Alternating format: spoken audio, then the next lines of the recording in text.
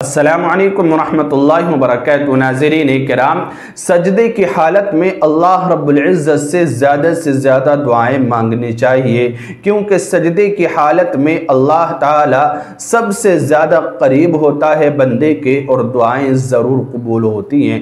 نبی علیہ السلام کا صاف فرمان موجود ہے کہ بندہ اپنے رب کے قریب سب سے زیادہ اگر کبھی ہوتا ہے تو وہ سجدے کی حالت میں ہوتا ہے، اور فرمایا کہ سجدے کی حالت میں تم زیادہ سے زیادہ دعائیں مانگا کرو، اللہ رب العزت سے خوب دعائیں کیا کرو، ممکن ہے تمہارے دعائیں قبول ہو جائیں۔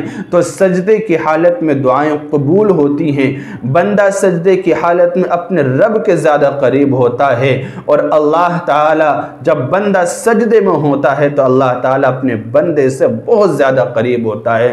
اس لیے اللہ رب العزت سے اس وقت میں یعنی سجدے کی حالت میں جتنی دعائیں مانگے جائے کم ہے، جتنا مانگا جائے اتنا کم ہے۔ جو آپ مانگیں گے اللہ رب العزت اس کو ضرور قبول فرماتا ہے۔ سجدے کی حالت میں ہم کیا دعا مانگیں اللہ رب العزت سے، دعا کے اندر کیا مانگنا چاہیے، کون کون سے دعائیں پڑھنی چاہیے۔ اردو میں تو ہم نمازوں کے سجدوں میں، نفلی نمازوں کے سجدوں میں، تہجد کے سجدوں میں ہم اردو الفاظ میں تو دعا نہیں کر سکتے، لیکن ہم عربی الفاظ میں اپنے رب سے دعا کر سکتے ہیں۔ تو دعا کے اندر ہمیں کیا مانگنا چاہیے؟ اللہ تعالیٰ خود چاہتا ہے کہ میرے بندے مجھ سے عافیت طلب کریں، میرے بندے مجھ سے عافیت طلب کریں۔ یہ عافیت کیا چیز ہے ابھی میں آپ کو بتلاؤں گا، اور عافیت طلب کرنے کے لیے سجدے کی حالت میں یہ دعا جو میں اسکرین پر بھی آپ کو دکھاؤں گا، اس دعا کو کثرت سے پڑھنا چاہیے۔ اللہم انی اسألک العفو والعافیہ فی الدنیا والآخرہ، اللہم انی اسألک العفو والعافیہ فی الدنیا والآخرہ۔ اے اللہ میں تجھ سے عافیت کا سوال کرتا ہوں، عفو درگزر کا سوال کرتا ہوں، دنیا کے اندر بھی اور آخرت کے اندر بھی۔ اے اللہ مجھے دنیا میں بھی عافیت عطا فرما، آخرت میں بھی عافیت عطا فرما۔ اسی طرح یہ دعا ہم زیادہ سے زیادہ پڑھیں سجدے کی حالت میں۔ اللہم انک عفو تحب العفو فاعف عنی، اللہم انک عفو تحب العفو فاعف عنی۔ اے اللہ تو معافی کو پسند کرتا ہے، اے اللہ تو مجھے بھی معاف فرما دیجئے، اے اللہ آپ عفو درگزر کرنے والے ہیں، میری بھی مغفرت فرما دیجئے، مجھے بھی معاف فرما دیجئے۔ اللہ تعالیٰ چاہتا ہے کہ میرے بندے مجھ سے عافیت مانگے، میرے بندے مجھ سے مغفرت طلب کریں، اور اللہ تعالیٰ چاہتا ہے کہ میرے بندے میرا شکر ادا کریں۔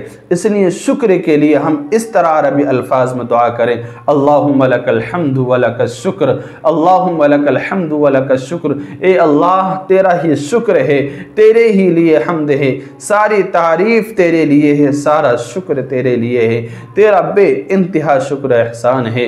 اللہ رب العزت کا شکر ادا کرے۔ اللہ رب العزت چاہتا ہے کہ میرے بندے مجھ سے صحت مانگے، میرے بندے مجھ سے عافیت طلب کریں، میرے بندے مجھ سے دنیا کے اندر خیر طلب کریں۔ اس لیے یہ دعا سجدے میں پڑھے، ربنا آتنا فی الدنیا حسنہ وفی الآخرۃ حسنہ وقنا عذاب النار۔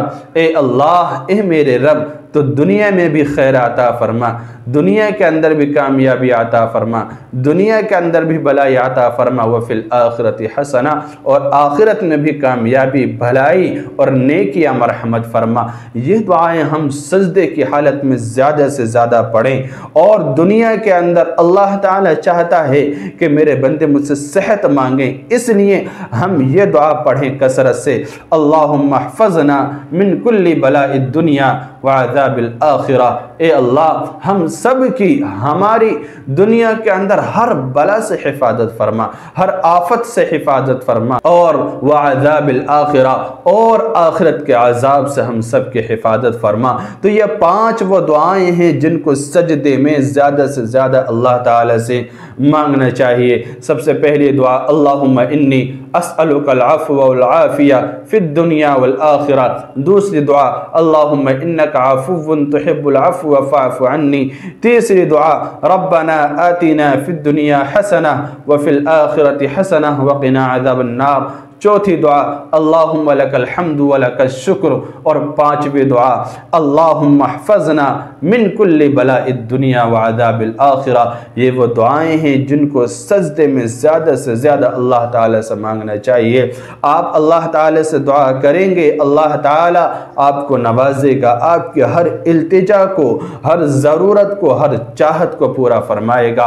और दुआ मांगने का सबसे आसान तरीक़ा ये है कि हम इन दुआओं को पहले याद कर लें, और हम 2 रकात 4 रकात जो भी हम तहज्जुद की नमाज़ पढ़ें तो उसके सजदे में, सजदे के तस्बीह सुबहान रब्बियल आला 3 मरतबा या 5 मरतबा या 7 दफ़ा पढ़ने के बाद फिर हम ये दुआ मांगें, फिर हम ये दुआ मांगे।